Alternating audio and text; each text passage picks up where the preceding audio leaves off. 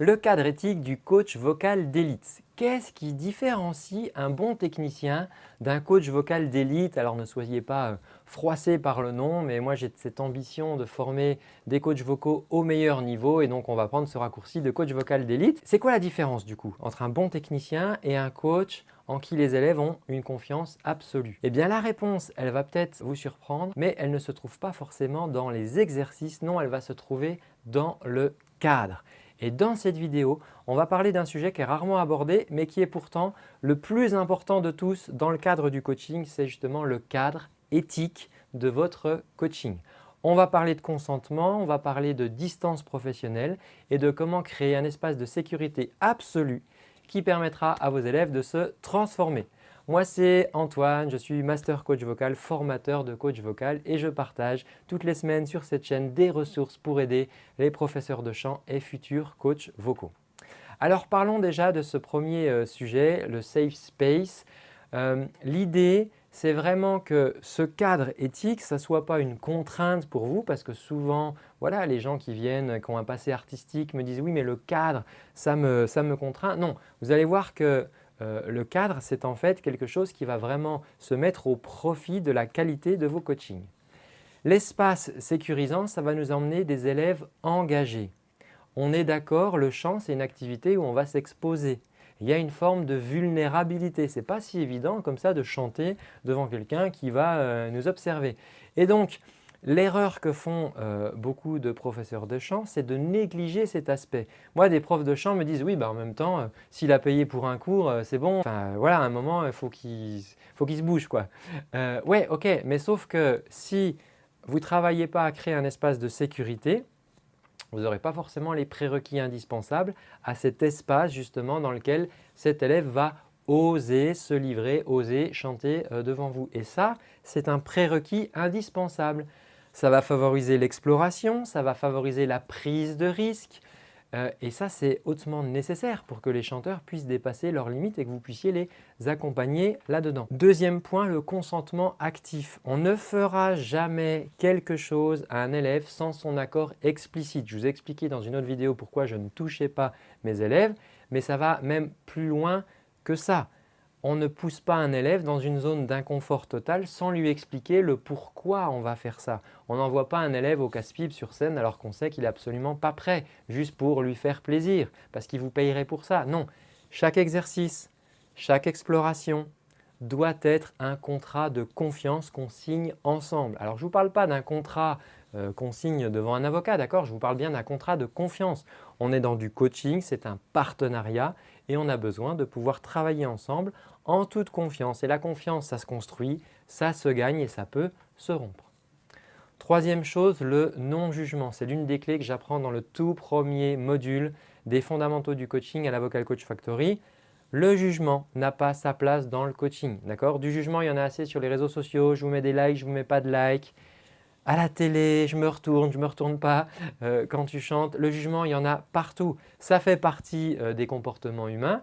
Sauf qu'un coach qui grimacerait, et j'en vois, c'est pour ça que je vous dis ça, un coach qui grimacerait à la moindre fausse note, il détruit cet espace de sécurité. Et je vois des contenus sur les réseaux sociaux, des coachs React où on prend une personne qui chante très très mal et le coach il fait « oulala », il fait des simagrées, des grimaces de « oulala, qu'est-ce qu'il chante mal celui-là, c'est chaud ». Déjà là, à la base, tu as compris que tu es en train d'envoyer des signaux à tes futurs élèves que en fait, tu juges les gens. Donc attention à ça.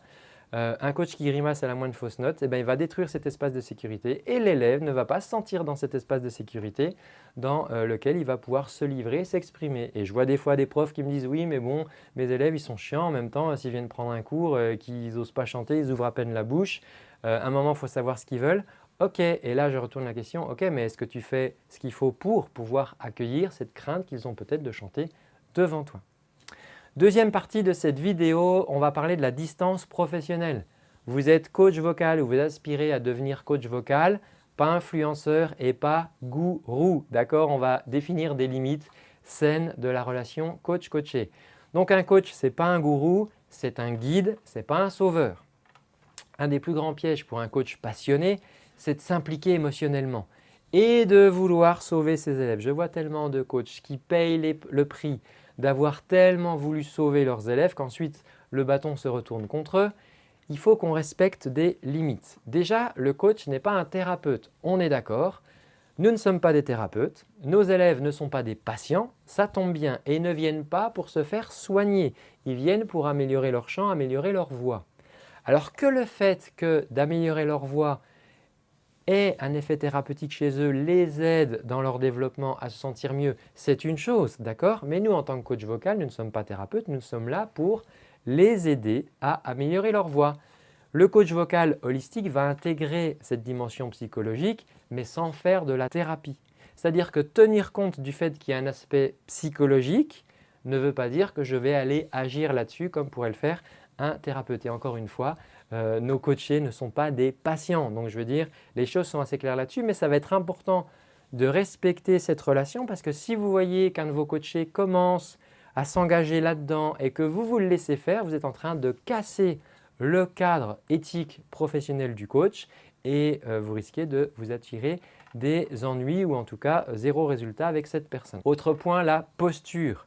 C'est absolument important d'adopter une posture basse. Je vois des fois des coachs qui veulent se faire respecter, qui se mettent sur un piédestal et en fait en faisant ça, ils créent une barrière entre eux.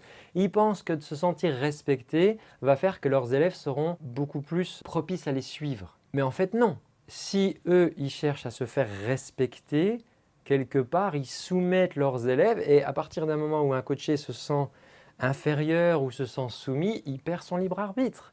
Il perd le contrôle sur ce qu'il est en train de faire. Et donc, c'est crucial d'adopter une posture d'humilité. Humilité ne veut pas dire qu'on soit nul ou qu'on soit faible, attention, et une posture d'ouverture pour encourager l'honnêteté. L'objectif, c'est quoi? C'est de rendre votre coaché autonome et pas dépendant de vous. Donc attention à ces postures très « je suis celui qui sait, je suis connu parce que je suis passé à la télé ou parce que j'ai beaucoup d'abonnés et attention, tu ne sais pas à qui tu parles ». Non, ça c'est bidon, d'accord? À partir du moment où je crée ça, c'est impossible de faire du bon coaching. Peut-être que j'aurai des résultats parce que mon élève va me répondre oui poliment ou va me suivre par soumission. Mais ce n'est absolument pas comme ça qu'on crée des grands résultats sur la durée en tant que coach. Autre point, la confidentialité. C'est important d'assurer la confidentialité de ce que vous êtes en train de faire avec votre élève. Pourquoi? Parce que ça va renforcer le sentiment de sécurité. Votre élève va comprendre que vous n'allez pas déblatérer sur tous les réseaux sociaux. « Eh, j'ai reçu Michel juste avant et vous ne savez pas quoi, il n'arrivait pas à faire ci et il est nul ou je ne sais pas quoi ou machin. » Non, non, non. Vous pouvez donner des exemples.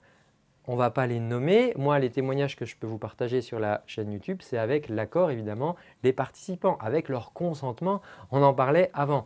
Donc, ne parlez pas ouvertement des difficultés d'autres élèves en les nommant ni en faisant des comparaisons parce que vous allez créer un espace dans lequel la confidentialité n'est pas respectée. Si la confidentialité n'est pas respectée, ça veut dire que finalement, je ne suis pas tout à fait en sécurité. Je ne sais pas ce qui va être fait des informations que je vais donner dans le coaching en tant que coaché. Et du coup, eh bien, je serai beaucoup moins propice à explorer. Il faut voir ce cadre vraiment comme un bénéfice qui va vous aider à obtenir de meilleurs résultats.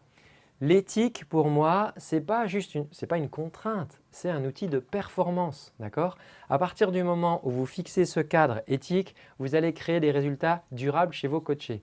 Donc, ce n'est pas une contrainte, c'est ce qui va vous permettre, d'accord? Ça va être le prémisse, le terreau à créer ces véritables transformations. Pourquoi? Parce que comme je vous le disais, on veut créer un espace de sécurité pour pouvoir se permettre d'explorer les insécurités.